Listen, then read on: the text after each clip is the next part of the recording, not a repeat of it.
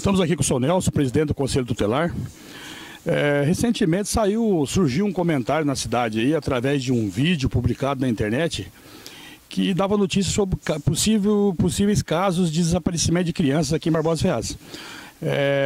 Esse fato foi relatado agora e trouxe para algumas pessoas a ideia de que teria acontecido recentemente. Mas conversando com o senhor ontem ainda, o senhor disse que esse fato já aconteceu já faz mais de 10 anos. O que o senhor pode me dizer sobre essa situação? Olha, é bom esclarecer isso para toda a população de Barbosa Ferraz, para eles tranquilizar contra esse vídeo, porque de repente pensa que os fatos foram agora, mas não foram. Isso aconteceu entre a década de 90, aliás, os anos 90 e 91. Certo? E aí, então eu vou explicar para que a população possa ter um conhecimento o seguinte das leis.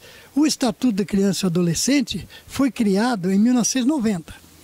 A lei municipal que criou o Conselho Tutelar, criou o Conselho Municipal do Direito à Criança e Adolescente e o Fundo Municipal de Direito à Criança e Adolescente foram criados em 1995.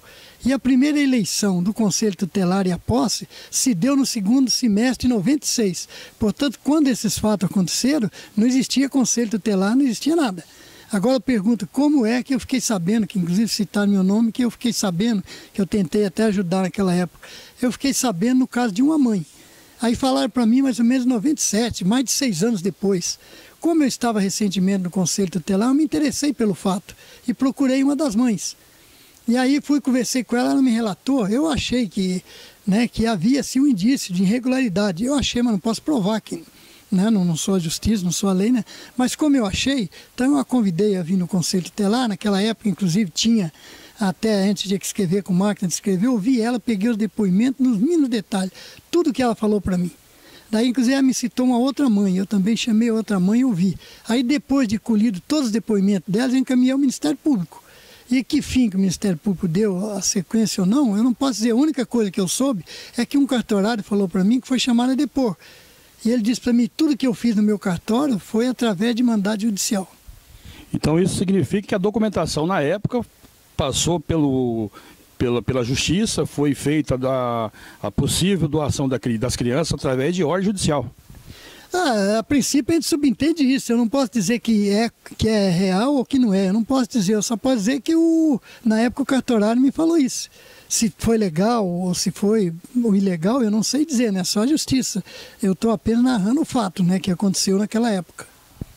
Após o senhor montar o processo, ouvir as mães envolvidas, as duas mães na época, relatando a situação do desaparecimento de seus filhos, que também sugeriu que poderia ter sido a doação, pelas crianças estarem em estado de risco, o senhor encaminhou essa documentação para o Ministério Público? Tem alguma informação de como que procedeu, que fim tomou essa situação?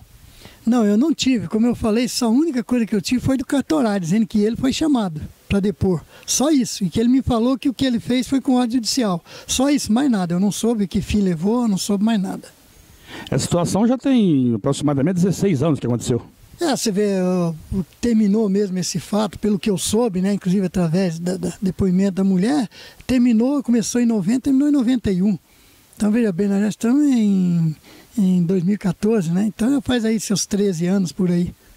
Recentemente ontem o senhor comentou que pessoas na cidade, nesses dias agora, procurou o senhor comentando, dando a ideia de que teria acontecido esse fato agora. Como que o senhor explicou a situação para as pessoas? Para esclarecer que não foi agora e que na época também não havia ainda o Conselho Tutelar. As pessoas não sabem, ou às vezes não vê entrevista direito, então eles perguntaram o que nós estávamos fazendo para resolver isso. Falei, não, que o fato não aconteceu nada agora. Isso foi há 14 anos atrás. Eu até nem entendo porque eu nunca tinha visto falar nesse caso em Barbosa, nunca. Depois que eu entrei no Conselho Tutelar, mais ou menos um ano depois que eu estava, que eu vi contar essa história. Nunca vi ninguém reclamar de nada. Aí me interessei e procurei, porque eu achei que era injustiça fazer isso com a mãe. E procurei e queria ajudá-la mesmo. E eu acho que a minha parte eu fiz a contento. Agora o resto é com a justiça. Naquela época, a forma de adoção de crianças, a forma com que a justiça fazia a apreensão dessas crianças em estado de risco e encaminhava para adoção ou entregava para outra família, eram feitas de que forma? Naquela época a inscrição para adoção era feita na comarca. né? Então o pessoal se inscrevia na comarca, fazia todo aquele trabalho de assistente social, de acompanhamento, né? Fazia estudo social da família, ver se tinha condições ou não. Hoje não, hoje existe o cadastro nacional. Hoje qualquer parte do Brasil está inscrito na ordem. Aí aparece a criança, quem está em primeiro lugar vai sendo comunicado, até chegar naquele que interessa ficar com a criança. Hoje, inclusive, é muito mais seguro até do que antigamente. Então pode ter acontecido naquela época casos ilegais, não sabendo como provar agora se realmente aconteceu, já que o vídeo divulgado por uma página de Maringá dá a entender isso, mas o senhor não tem como afirmar essa situação, nem se é verdadeira ou se é falsa, ou se realmente a coisa aconteceu de forma legal, né? Isso também para que a população tome o conhecimento correto da história e que não fique até fazendo suposições erradas e acabe colocando a justiça ou funcionários da justiça em situação que não sejam bem as situações que estão sendo divulgadas por aí. Eu não sei dizer se a situação foi legal ou ilegal, né? O que eu sei, eu sempre confiei na justiça, embora muitas vezes a justiça tome alguma decisão que às vezes a gente discorda. Mas no meu caso, por exemplo, eu tenho que cumprir a lei, né? O que a lei determinar, eu tenho que cumprir. Agora, se for irregular ou irregular, é somente a justiça, até porque eu não tenho acesso aos autos no fórum. Eu não sou advogado, não sou contratado de nenhuma das partes. Então, essas pessoas que se interessarem, procuram a mãe, contrata um advogado para ela, e esse advogado, então, procura o fórum, né? Para ver como que está a situação dos autos. Então eu até aconselho essas mães, né? Até o que elas precisarem de mim, elas podem contar naquela época, que já muitos anos depois desse fato que eu as procurei, eu me coloquei à disposição, me coloco agora novamente à disposição, desde que tenha fatos novos. Porque os fatos antigos eu já encaminhei ao Ministério Público. Desde que tenha fatos novos, pode me procurar. Agora o ideal seria contratar um advogado, que esse advogado tivesse acesso aos autos no fórum, e aí ver se foi regular ou irregular.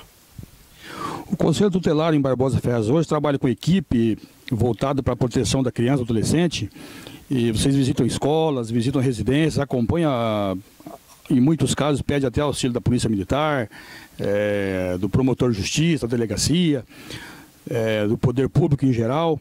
Como que é feito o trabalho diário do Conselho Tutelar em Barbosa Ferraz e como que a população pode chegar até vocês, solicitar o serviço de vocês, o aconselhamento, na proteção da criança e do adolescente da nossa comarca? Nós estamos sempre à disposição da população. Tudo que tratar referente a criança e adolescente pode nos procurar. Inclusive existe uma lei do anonimato. A pessoa às vezes pode denunciar e não se identificar, que nós guardaremos o sigilo da denúncia. E a gente vai atrás, procura apurar. E a gente sempre trabalha, como você falou, sempre em acordo com a Polícia Militar, com a Polícia Civil, o Ministério Público, o juiz. Inclusive muitos promotores já chegaram a dizer para mim que o Conselho Tutelar era os olhos da justiça. Embora eu acho que nem todos pensam assim, mas a maioria dos promotores sempre falam isso para a gente. Conselho Tutelar é os olhos da justiça. Então a gente procura fazer, pelo menos eu procuro e vejo que meus colegas também fazem, procurar trabalhar sempre com muita honestidade.